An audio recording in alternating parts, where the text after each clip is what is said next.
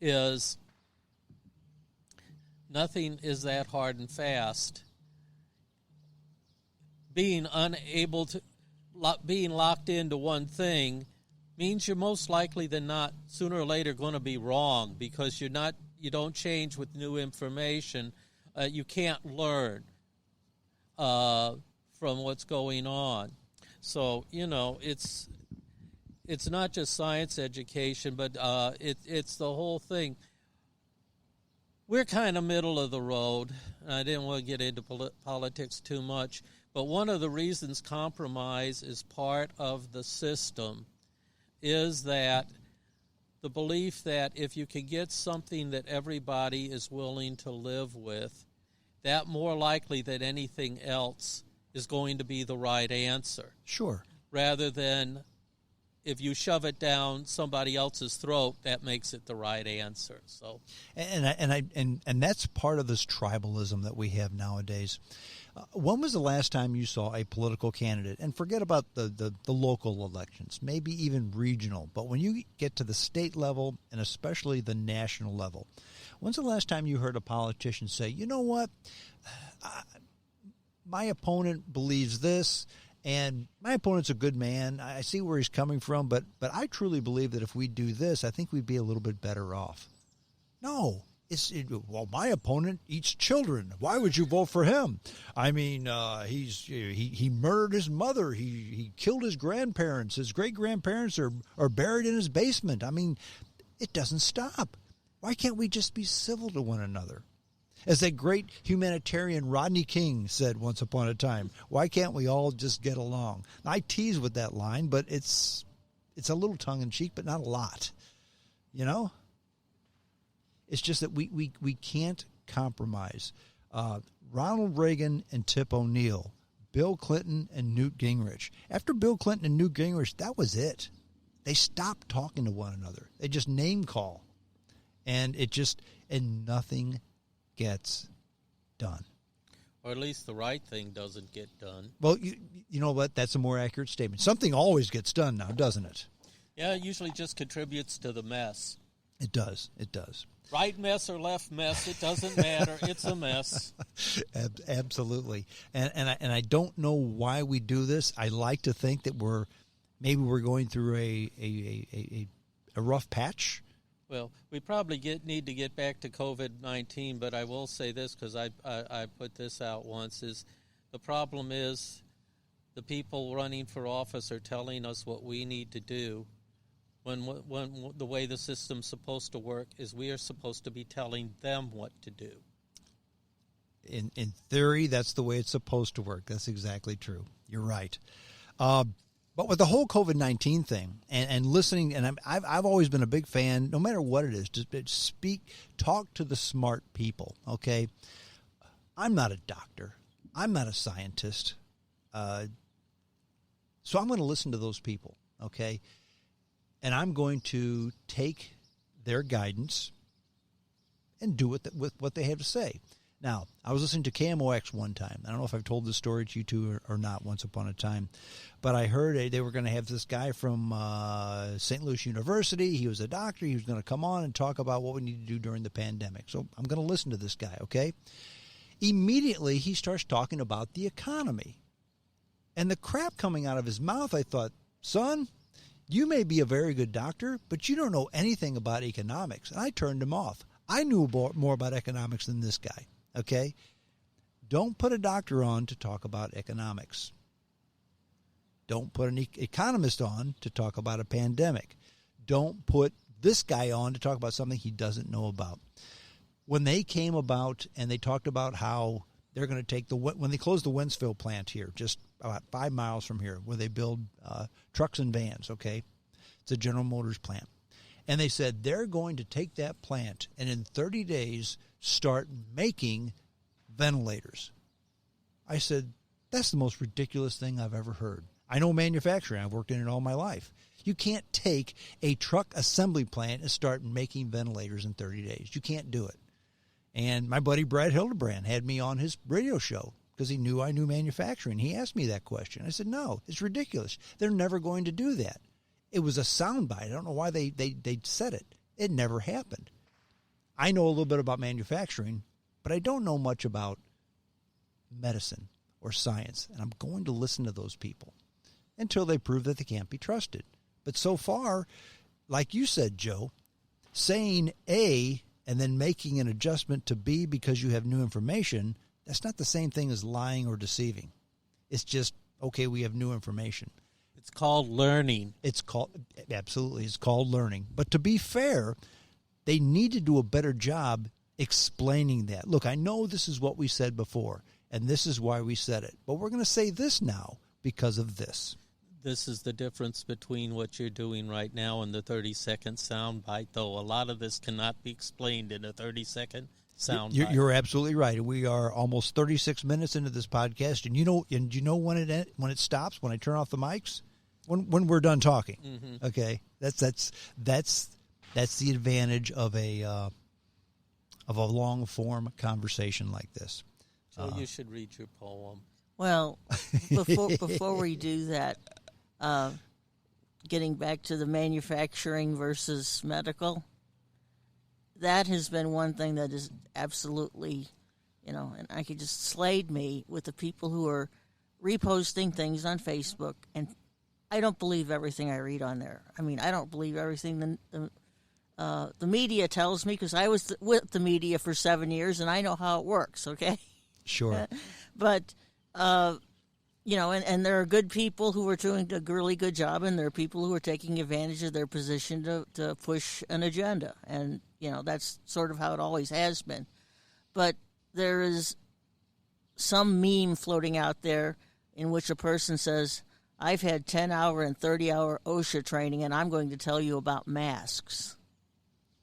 Now, OSHA hazmat training has nothing to do with masks, except they say under these conditions you will wear one, right, as part of your job.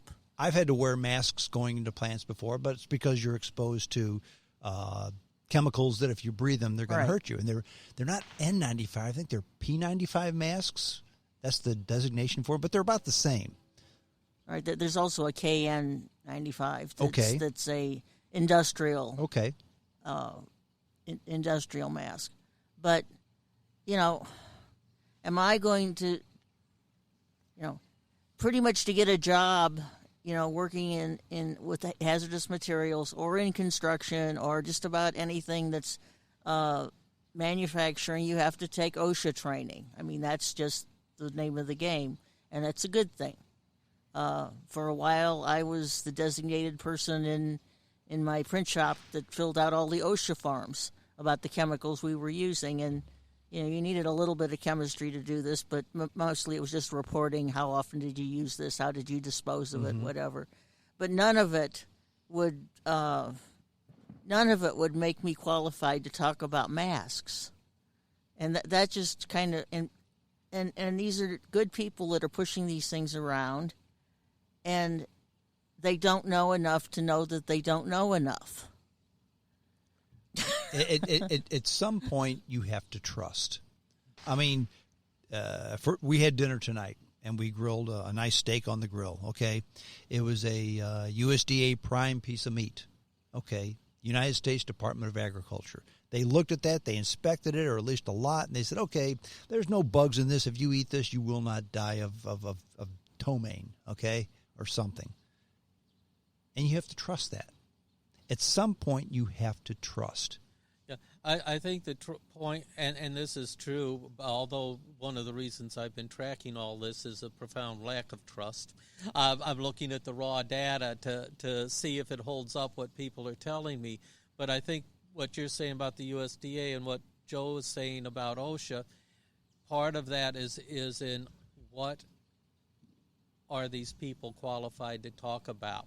Right, exactly. And unfortunately, you have to be educated yourself to decide that.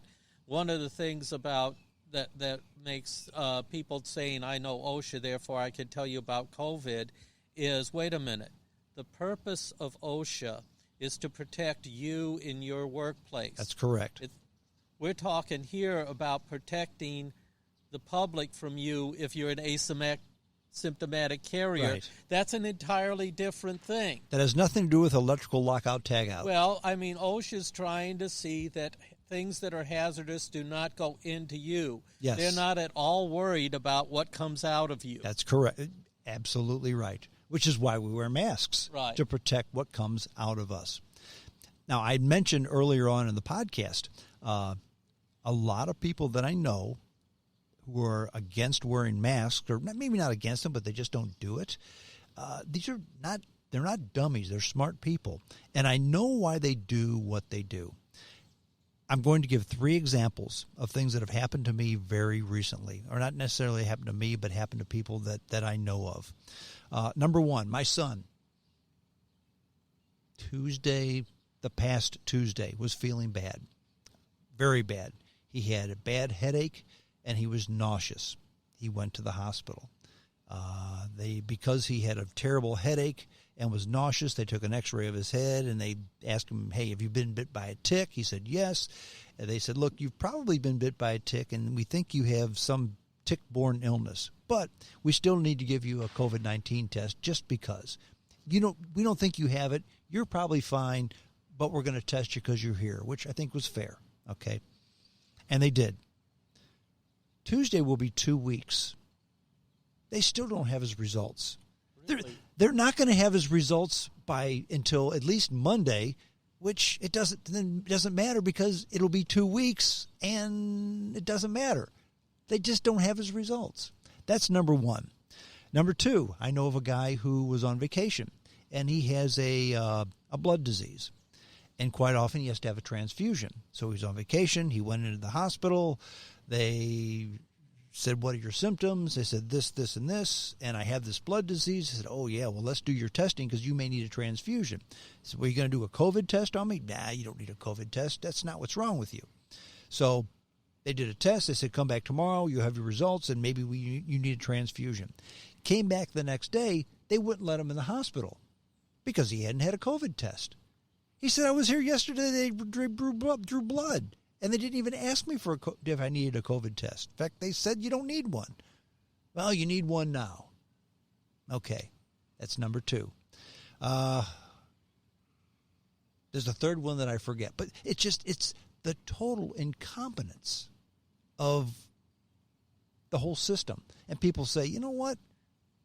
Screw this. I'm going to do what I want because these folks don't know their head from a hole in the ground. Well, I would jump in and say it's not necessarily the incompetence of the whole system, but at least one of those 2 instances you probably had incompetence. Joe, how many days did you say it took for your test? The COVID test was Monday morning, and the procedure was Wednesday morning. And I knew basically Tuesday night they send things out by email to me, and then they said, your test is negative, come in tomorrow morning. Well, I know another guy who had it, and they said, we'll have your results back in 2 hours, and they did.